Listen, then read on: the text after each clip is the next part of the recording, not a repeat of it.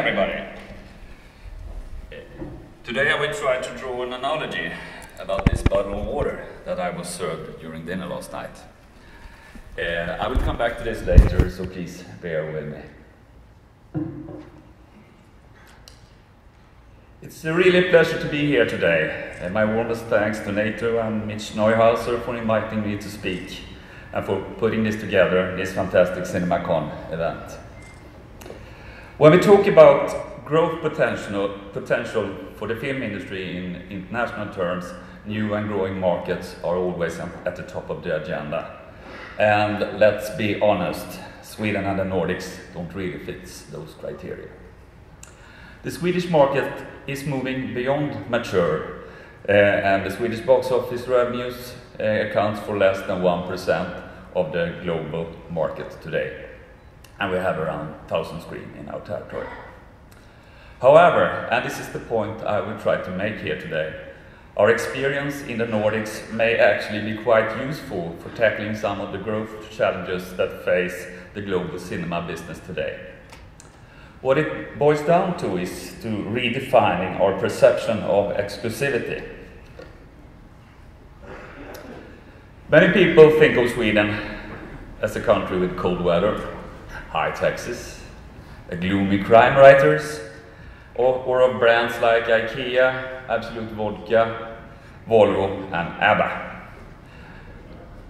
But Sweden also is a country that is well advanced in the digital transition. And as in many parts of the world, people in the Nordics consume films in different ways and in different places than they did 10 years ago. In the backseat of a Volvo, for example, or in a bus using their smartphone, or at home in their home cinema system.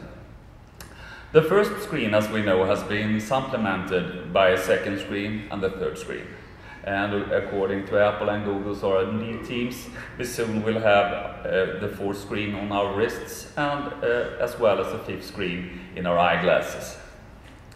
So without a doubt, digital development changed the nature of our business. Consumer, they expect instantaneous access to new films, and in many cases, their wishes are fulfilled. Mostly by illegal sites for streaming or downloading, sites that we still haven't wiped off the map yet. But we also know that forces are in play to put cinemas into competition with illegal home entertainment alternatives in early stages of a film's life cycle. And therefore, I like to stress this point. Here was the next slide I forgot to show you. Here's this. Exclusivity has moved from being something that we naturally have to something that we need to create. Going back 100 years, the cinema pioneered the distribution of moving pictures. But the idea of sharing stories in a group is a phenomenon reaching way back to the dawn of mankind. People are gathering around the campfire when the sun goes down, feeling the heat from the fire, watching the reflections from the flame, and listening to a thrilling story. Storytelling has evolved since then, but the joy of sharing a story with others is still a very important part of our lives. The cinema is not just another screen.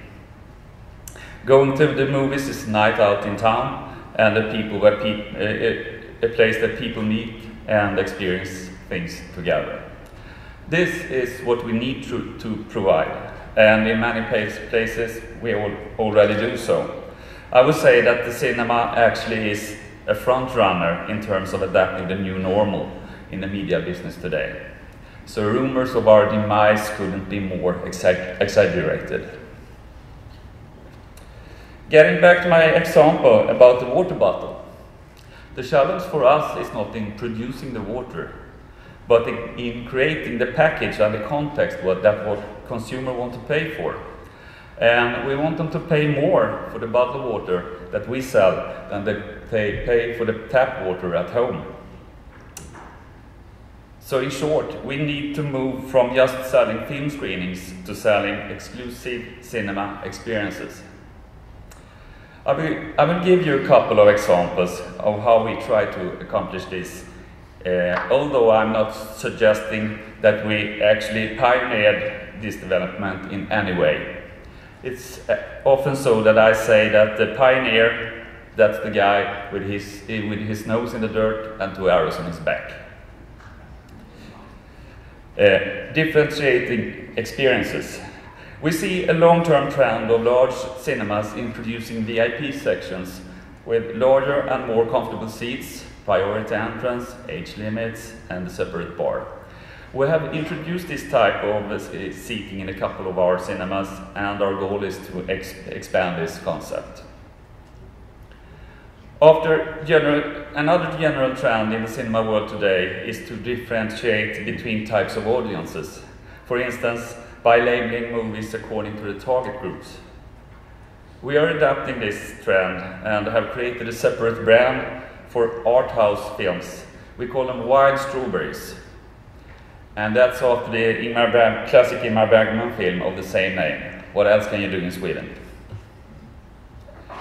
The next second area that we are focusing on is Act Global, Feel Local.